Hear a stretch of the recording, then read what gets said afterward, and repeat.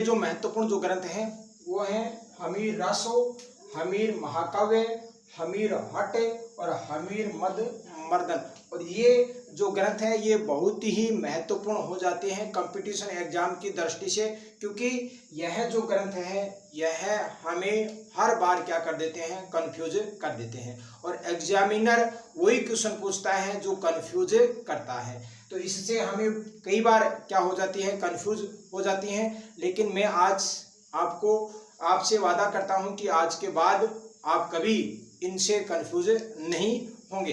तो आप ध्यान से इसे देखना है। हमीर अरासो, हमीर अरासो है, इसके जो लेखक हैं वो है सारंगधर। कौन है?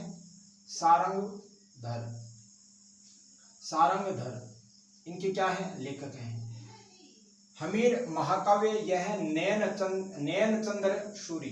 कौन है? नयनचंद्र सूरी है, इनके द्वारा हमीर महाकाव्य है, इसकी क्या की गई थी, रचना की गई थी। हमीर हट, हमीर हट है, इसके जो लेखक हैं वो है चंद्रशेखर। कौन है? चंद्रशेखर। चंद्रशेखर के द्वारा हमीर हट है, इसकी रचना की गई थी। और हमीर मद मर्दन यह है जयसिंह सूरी। कौन है? जयसिंह सूरी। जयसिंह सूरी के द्वारा हमीर मद मर्दन है, इसकी रचना की गई थी। अब देखो आपको किस प्रकार से इन्हें याद रखना है, ठीक है। देखो रासो, रासो हम अपनी भाषा में कहते हैं लड़ाई को। क्या कहते हैं? लड़ाई को।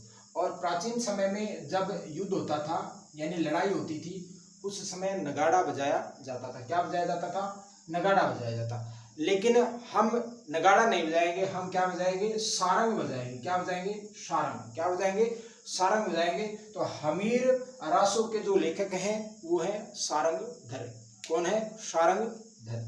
अब देखो हमीर महाकाव्य, हमीर महाकाव्य के जो लेखक हैं वो है नयनचंद्र सूरी। कौन है? नयनचंद्र सूरी। देखो महाकाव्य, अगर कोई महान कार्य करता है, अगर कोई महान कार्य करता है, अगर हम उसे देखते हैं तो हमारी जो नैन है यानी कि आंख है वो क्या रह जाती है? खुली की खुली रह जाती है। क्या रह जाती है? खुली की खुली रह जाती है। हमीर महाकाव्य के जो लेखक नयनचंद्र सूरी, इसके क्या है? लेखक है। देखो हमीर हट, हट का मतलब होता है जिद करना। हट का मतलब क्या है? जिद करना। हमीर हट यानी कि चंद्रशेखर। कौन है? चंद्रशेखर। हमीर हट के जो लेखक हैं वो कौन है? चंद्रशेखर। हट का मतलब होता है जिद करना। और चंद्रशेखर जो आजाद था उसके बारे में आपने सुना ही होगा। और चंद्रशेखर आजाद का एक ही हट था यानी कि एक ही जिद थी। वो उनका कहना था कि मैं जिंदे जी मर जाऊंगा लेकिन कभी अंग्रेजों के हाथ नहीं आऊंगा। तो हट किसने किया था? हट किया था चंद्रशेखर ने। किसने किया था? चंद्रशेखर ने। तो हमीर हट है, इसके जो लेखक हैं वो हो जाते हैं चंद्रशेखर, ठीक है। अब है हमीर मद मर्दन। हमीर मद मर्दन के लेखक है जयसिंह सूरी। कौन है? जयसिंह सूरी। देखो जय का मतलब होता है जीतना, जय का मतलब विजय। तो विजय किसकी होती है? जीत किसकी होती है? जो मर्द होता है। कौन होता है? जो मर्द होता है उसी की क्या होती है? जीत होती है। तो हमीर मद मर्दन इसके जो लेखक हैं वो है जयसिंह सूरी। कौन है? जयसिंह सूरी।